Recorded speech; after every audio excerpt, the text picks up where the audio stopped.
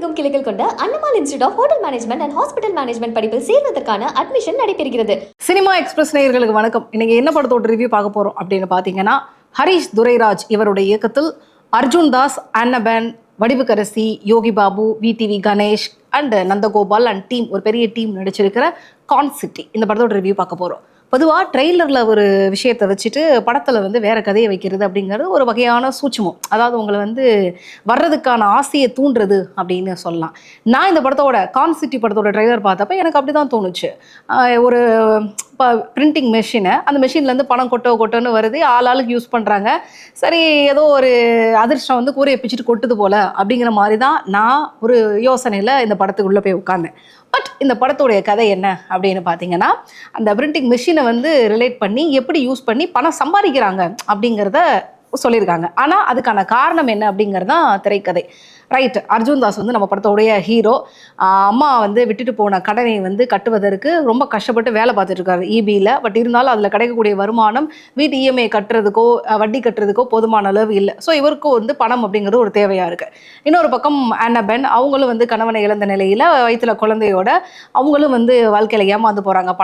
பண விஷயத்தில் அவங்களுக்கும் வந்து பணம் சம்பாதிக்கிறதுக்கான தேவை வருது. அண்ட் வடிவுக்கரசி அண்ட் யோகி பாபு அம்மா பையன் காம்போ.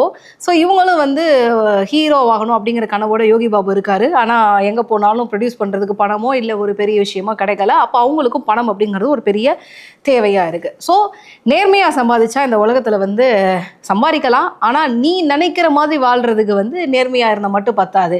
அப்போ உனக்கு தெரிஞ்ச எல்லா சித்து வேலையும் இறக்குனா கொஞ்சம் விஷயங்கள் நடக்கலாம் அப்படிங்கிற ஒரு மைண்ட் செட்டை எடுத்துகிட்டு ஆளுக்கு வந்து என்ன ஒரு முயற்சியில் வந்து பணம் சம்பாதிச்சு ஏமாற்றி சம்பாதிக்கிறதுக்கான வேலைகளை வந்து ஸ்டார்ட் பண்ணுறாங்க. அதாவது குறுக்கு வழின்னு சொல்லலாம். அது வந்து டெக்னிக்கலாக கிளவரான ஒரு அட்டெம்ப்ட் அப்படின்னு கூட சொல்லலாம். அவங்களுக்கு தெரிஞ்ச ஒரு கலை அப்படின்னு கூட சொல்லலாம்.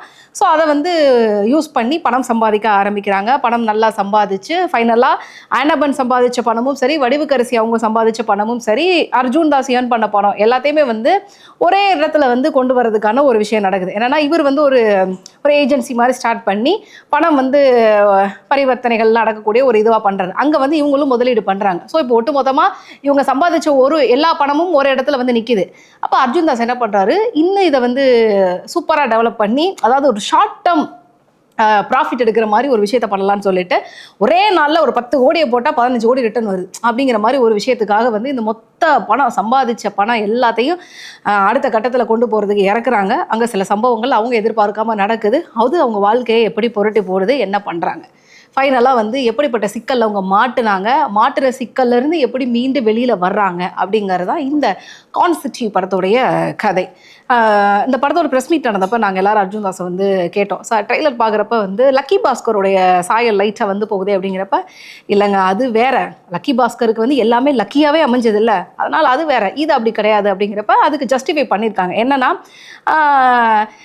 எவ்வளவுதான் கஷ்டப்பட்டு எல்லா பிளானும் பக்காவாக பண்ணி இது பண்ணாலும் எப்படி வந்து ஏதோ ஒரு வகையில் மாட்டுறாங்க, ஏதோ ஒரு வகையில் வந்து எல்லாமே வந்து தப்பை வந்து ரியலைஸ் பண்ணுறாங்க.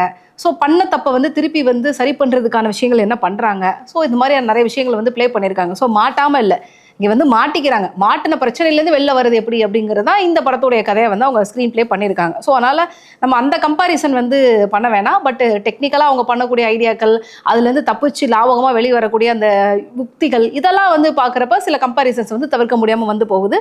பட் அதை வந்து பெரிய அளவிற்கு வந்து ஒரு தாக்கத்தை ஏற்படுத்தலை அப்படின்னு தான் சொல்லணும். So coming to casting, Arjun Das உண்மையிலே எனக்கு அர்ஜுன் தாஸோட ஸ்கிரிப்ட் செலெக்ஷனை பொறுத்த வரைக்கும் ரொம்ப யூனிக்காக தான் இருக்காரு. இப்போ ப்ரீவியஸாக வந்து வில்லன் பண்ணுறாரு, அதுக்கு முன்னாடி ஒரு கைண்ட் ஆஃப் மூவி பண்ணுறாரு.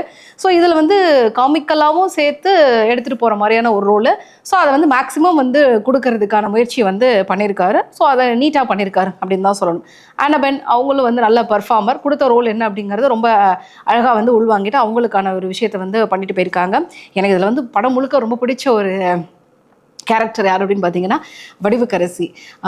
வடிவுக்கரசி வந்து ஒரு கிரேட் பர்ஃபார்மர் அப்படிங்கிறது ஒட்டுமொத்த இண்டஸ்ட்ரிக்கும் தெரியும். அவங்களுக்கெல்லாம் வந்து கையில் ஒரு விஷயத்தை கொடுத்துட்டு அல்வா சாப்பிட்ற மாதிரி அவுட்புட் வந்து கொடுப்பாங்க. ஆனால் அவங்கள சமீப கால தமிழ் சினிமாவில் வந்து சும்மா ஜஸ்ட் லைக் தட் அப்படிங்கிற மாதிரி பயன்படுத்திட்டாங்களோ. ஏன்னா 80களில் 90களில் வடிவுக்கரசி அவர்களுக்கு கொடுக்கப்பட்ட பீக் கேரக்டர் சமீபத்திய சினிமாவில் மிஸ்ஸிங் அப்படிங்கிறத நான் அவங்களை இன்டர்வியூ பண்ணுறப்பே பர்சனலாக சொல்லியிருந்தேன். பட் அதற்கு வந்து ஒரு பெரிய தீனி போடுற விதத்தில் வந்து ஃபுல் லென்த் இந்த படத்தில் வந்து அவங்க யூஸ் பண்ணியிருக்காங்க. அவங்களுடைய இன்னசென்ஸ் வந்து இந்த படத்தில் வந்து மிகப்பெரிய ப்ளஸ் பாயிண்ட் அப்படின்னு தான் சொல்லணும். ஏன்னா சில பேருக்கு என்ன பண்ணி ஒரு சிரிப்பு ஸ்மைல் போடுறப்ப நடிக்கிறான், பச்சையாக நடிக்கிறான் அப்படிங்கிற மாதிரி தெரியும். பட் வடிவுக்கரசியோட இன்னசென்ஸ் வந்து இந்த படத்துக்கு வந்து ஒரு பெரிய ப்ளஸ்ஸாக வந்து அந்த கேரக்டருக்கு வந்து ஒரு பெரிய வெயிட்டேஜை வந்து இன்க்ரீஸ் பண்ணியிருக்கு அப்படிங்கிறத நம்ம அக்செப்ட் பண்ணியே ஆகணும்.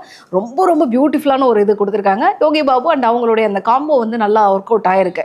ஒரு அம்மா பையனா அந்த காம்போ. ஏன்னா நிறைய இடங்களில் வந்து யோகி பாபு வந்து இந்த திருட்டு வேலைகள் எதுலையுமே உடன்பாடு இல்லை. அவருக்கு வந்து எப்படியாவது ஹீரோவாகணும்னு நினைக்கிறாரு. ஆனால் பண்ணுற வேலையெல்லாம் வடிவுக்கரசி பண்ணிட்டு வந்து பாவமாக ஃபேஸை வச்சுட்டு ஒரு நடிப்பு வந்து போடுவாங்க. அது நல்லாவே ஒர்க் அவுட் ஆகிருக்கு. ஸோ அதர் காஸ்டிங்கை பொறுத்த வரைக்கும் வில்லனாக வரக்கூடிய நந்தகோபால், நண்பராக வரக்கூடிய சதானந்த் அவருடைய கதாபாத்திரம், அதன் பிறகு இபியில் வந்து கூட வேலை பார்க்கக்கூடிய விடிவி கணேஷ் அண்ட் அருள்தாஸ், இவங்களுடைய கேரக்டர்ஸ் எல்லாமே வந்து பார்த்திங்கன்னா அவங்களுடைய ரோலை வந்து ரொம்ப நீட்டாக வந்து பண்ணியிருக்காங்க. நிறைய இடங்களில் விடிவி கணேஷ் வந்து பண்ணக்கூடிய, அதாவது கட்டடிச்சிட்டு வேலையை கட்டடிச்சிட்டு காரணமாக சொல்லிட்டு ஓடக்கூடிய எம்ப்ளாயோட ரோலை வந்து அழகாக பண்ணியிருக்காரு. ஸோ எல்லா கேரக்டர்ஸும் வந்து பார்த்திங்கன்னா அவங்களுடைய ரோலை வந்து ரொம்ப நீட்டாக தான் வந்து பண்ணியிருக்காங்க. ஸோ கமிங் டு டெக்னிக்கல் டீமை பொறுத்த வரைக்கும் இந்த படத்திற்கு வந்து பின்னணி இசையின் மூலமாக படத்துடைய சுறுசுறுப்பான பாட்டுக்கு வந்து மிகப்பெரிய ரோல் ப்ளே பண்ணியிருக்காரு ஷான் ரோல்டான். அவர் வந்து அழகாக வந்து இந்த படத்தை வந்து கேரி பண்ணிட்டு போயிருக்காரு அப்படின்னு தான் சொல்லணும்.